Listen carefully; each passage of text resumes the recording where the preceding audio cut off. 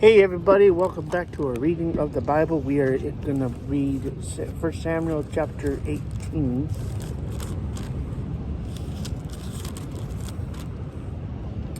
And yesterday we read, I read the famous children's story of David and Goliath. So now, that was chapter 17. Today we're going to read 18. It came to pass when he, David, had made an end of speaking unto Saul, that the soul or heart of Jonathan, the son of Saul, was knit with the soul of David, and Jonathan loved him, David, as his own soul.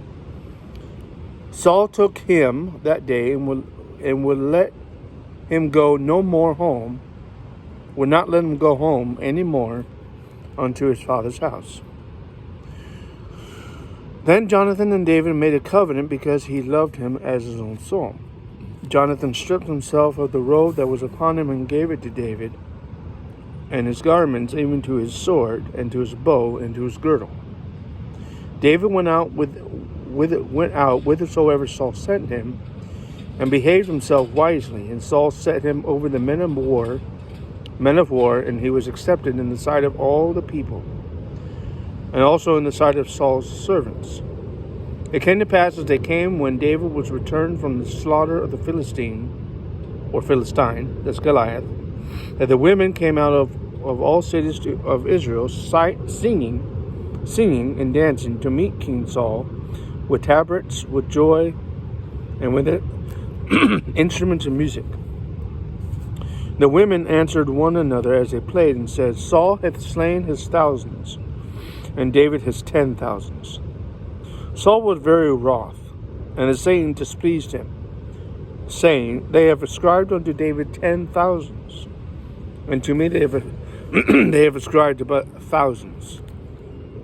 And what can he have more than but the kingdom? Saul eyed David from that day and forward. Verse 9, viewed with suspicion. That's better. Viewed David with suspicion from that day and forward. It came to pass on the morrow that the evil spirit from God came upon Saul, and he prophesied in the midst of the house, and David played with his hand, as at other times, and there was a javelin in Saul's hand. Saul cast the javelin, for he said, I will smite David even to the wall with it.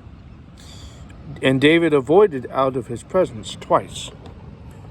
Saul was afraid of David because the Lord was with him, and was departed from Saul. Therefore Saul removed David from him, and made him his captain over 1,000.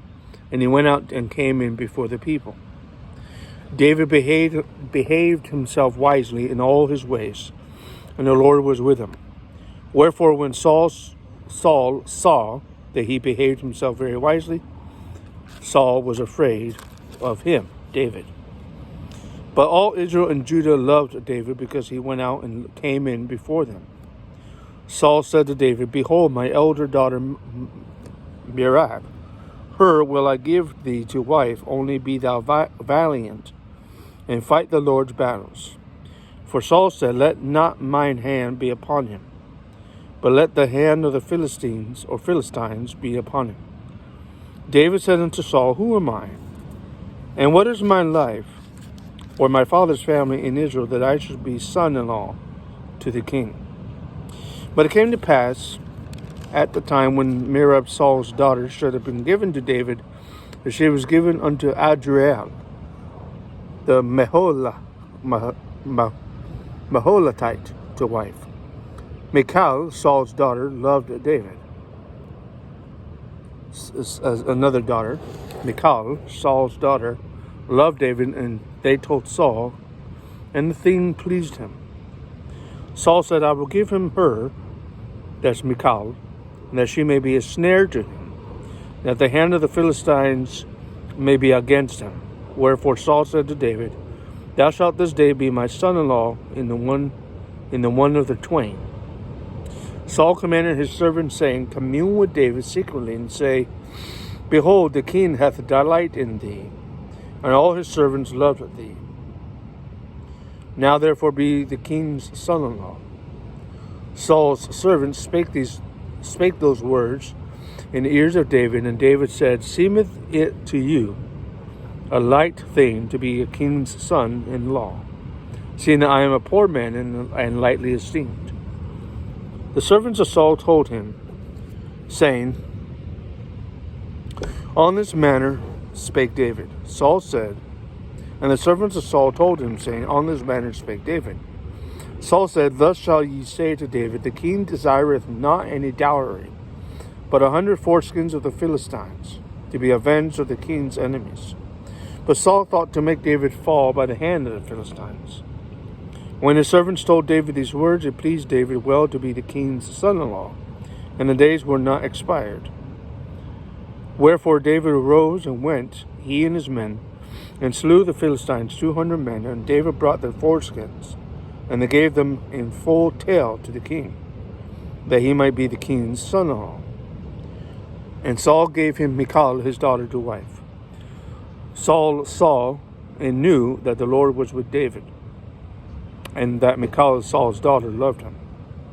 Saul was yet the more afraid of David, and Saul became David's enemy continually. Then the princes of the Philistines went forth, and it came to pass, after they went forth, that David behaved himself more wisely than all the servants of Saul, so that his name was much set by. Chapter 19. Saul spake to Jonathan his son and to all his servants that they should kill David. But Jonathan, Saul's son, delighted much in David, and Jonathan told David, saying, Saul, my father, seeketh to kill thee. Now therefore I pray thee, take heed to thyself until the morning, and abide in the secret place, and hide thyself. I will go out and stand beside my father in the field where thou art, and I will commune with my father of thee. And what I see, that I will tell thee. Jonathan spake good of David unto Saul his father, and said unto him, Let not the king sin against his servant, against David, because he hath not sinned against thee, and because his works have been to thee word very good.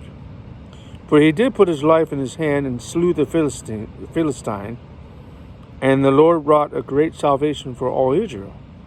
Thou sawest it, and didst rejoice. Wherefore then wilt thou sin against innocent blood, to slay David without a cause? Saul hearkened unto the voice of Jonathan, and Saul sware, As the Lord liveth, he shall not be slain. Jonathan called David, and Jonathan showed him all those things. And Jonathan brought David to Saul, and he was in his presence as in times past. There was war again, and David went out and fought with the Philistines, and slew them with a great slaughter, and they fled from him. The evil spirit from the Lord was upon Saul. He sat in his house, with his javelin in his hand, and David played with his hand. Saul sought to smite David even to the wall with the javelin, but he slipped away out of Saul's presence, and he smote the javelin into the wall. And David fled and escaped that night. Saul also sent messengers unto David's house to watch him, and to slay him in the morning. And Michal, David's wife, told him, saying, If thou save not thy life tonight, tomorrow thou shalt be slain. So Michal let David down through a window, and he went and fled and escaped. Michal took an image and laid it in the bed, and put a pillow of goat's hair for his bolster, and covered it with a cloth. When Saul sent messengers to take David, she said, He is sick. Saul sent the messengers again to see David, saying, Bring him up to me in the bed, that I might slay him. When the messengers were come in, behold, there was an image in the bed, with a pillow of goat's hair for his bolster. Saul said unto Michal, Why hast thou deceived me so, and sent away mine enemy, that he is escaped? And Michal answered Saul, He said unto me, Let me go, why shall I kill thee?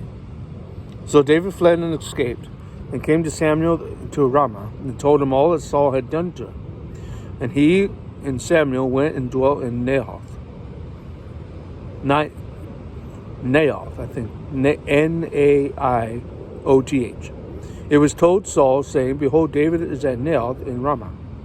Saul sent messengers to take David, and when they saw the company of the prophets prophesying, and Samuel standing as appointed over them, the Spirit of God was upon the messengers of Saul, and they also prophesied. When it was told Saul, he sent other messengers, and they prophesied likewise. And Saul sent messengers again the third time, and they prophesied also. Then went he also to Ramah, and came to a great well that is in Secu. And he asked and said, Where are Samuel and David? One of them said, Behold, they be at Naioth in Ramah. He went thither to Naioth in Ramah. The Spirit of God was upon him also, and he went on and prophesied until he came to Naioth in Ramah.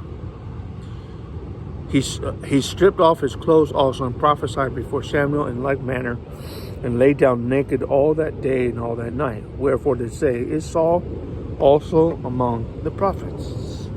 Interesting. So that's 18 and 19 of 1 Samuel. Hope you enjoyed it.